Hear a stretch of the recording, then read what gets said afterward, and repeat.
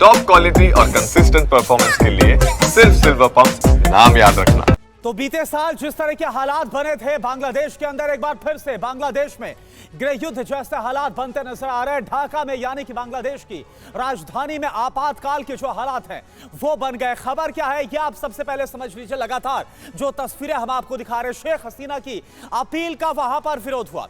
कई छात्र संगठन गुस्से में सड़क पर उतर आए। अचानक से बुलडोजर मार्च का ऐलान कर दिया गया शेख हसीना के खिलाफ, मुजीबुर रहमान के खिलाफ। जो उनका घर है धनमंडी 32 उसको तोड़ दिया गया। छात्रों ने मुजीबवाद से मुक्ति के नारे लगाए।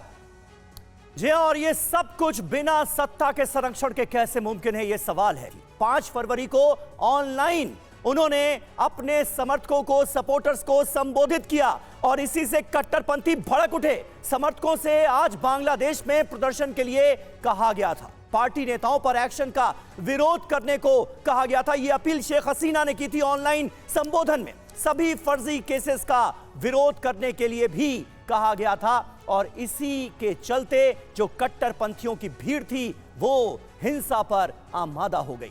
हमारे साथ इस वक्त कई खास मेहमान मौजूद हैं, उनसे आपका तारुफ करा दें। मेजर जनरल AK सिवाच हमारे साथ मौजूद हैं। प्रोफेसर संजय भारद्वाज हमारे साथ जुड़ रहे हैं, बांग्लादेश मामलों के खास तौर पर जानकार हैं। अचल मल्होत्रा साहब पूर्व राजदूत हमारे साथ मौजूद हैं।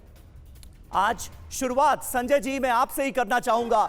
हर कोई इन तस्वीरों को देखने के बाद एक सवाल पूछ रहा है कि आखिर ये बांग्लादेश में हो क्या रहा है। गृह युद्ध पार्ट 2 हमें नजर आ रहा है, लेकिन शेख मुजीबुर रहमान के आवास में घुसकर इस तरह से तोड़फोड़ की जाती है, आपत्तिजनक नारे लगाए जाते हैं। ये कौन सा बांग्लादेश है, ये कैसे बांग्लादेशी है? देखिए समीर, बिल्कुल आपने सही कहा कि ये कौन सा बांग्लादेश, ये कैसा बांग्लादेश है। और जो सबसे बड़ा कॉन्ट्राडिक्शन देखने को मिलता है कि क्या यहाँ पे अभी भी पाकिस्तानी ताकतें बहुत मजबूत है। निश्चित रूप से ये बात स्पष्ट होता है। करुणा ने भी कहा कि जिस तरीके से बांग्लादेश आगे बढ़ रहा है एक तरीके से गृह युद्ध का संकेत है। देखिए 1948 में पाकिस्तानाइजेशन करने का प्रयास किया, उर्दू भाषा और अरबिक स्क्रिप्ट की बात कही।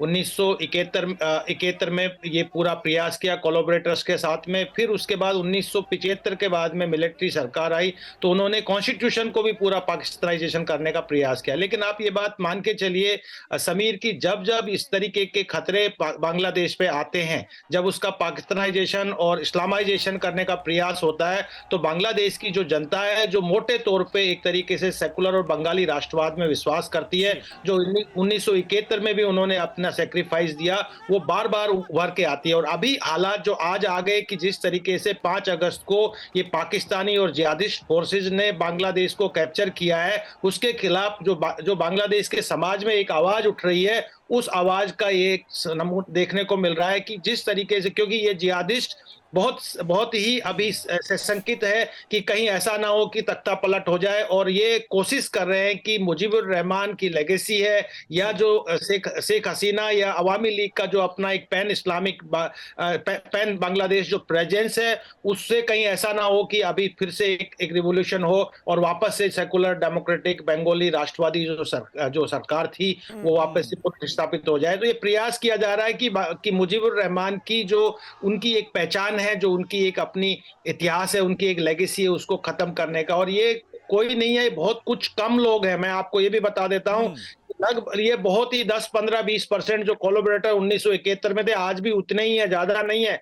लेकिन चूंकि बड़ा जिस तरीके के हुलिगिज्म हो रहा है और जिस तरीके के बांग्लादेश में एक गृह युद्ध की तरफ धकेलने का प्रयास किया है, इसमें बाहरी शक्तियों का भी पूरा सहयोग है। ये बात आप मान के चलिए, क्योंकि 1971 का जो डिफीट था वो डिफीट बाहरी शक्तियां उसको बर्दाश्त आज तक नहीं कर पाई। उसमें अमेरिका ने भी नकारात्मक भूमिका निभाई थी, उनमें पाकिस्तान ने भी नकारात्मक भूमिका निभाई थी, और वो उसका बदला आज तक लेना चाहते हैं। और जो वहां पे सेकुलर डेमोक्रेटिक राष्ट्रवादी जो मुस्लिम्स हैं, जो हिंदू हैं, जिन पे हिंदुओं पे भी अत्याचार, क्योंकि वो भी एक लीडिंग फोर्स रहे हैं, तो ये उनको दबाने का, उनकी आवाज को दबाने का एक प्रयत्न है। मुझे लगता है ये नाकाम होंगे और फिर से बांग्लादेश में एक सेकुलर, एक डेमोक्रेटिक सरकार वहां के संकेत साफ तौर पर नजर आ रहे हैं। AK सिवाच सर, मेरा सवाल आपसे यह है कि क्या वहां की जो मौजूदा यूनुस अंतरिम जो सरकार है, अगर उसका जिक्र किया जाए तो क्या उसके खिलाफ जो वहां से तस्वीरें सामने आ रही है एक बड़े गृह युद्ध का संकेत है क्या?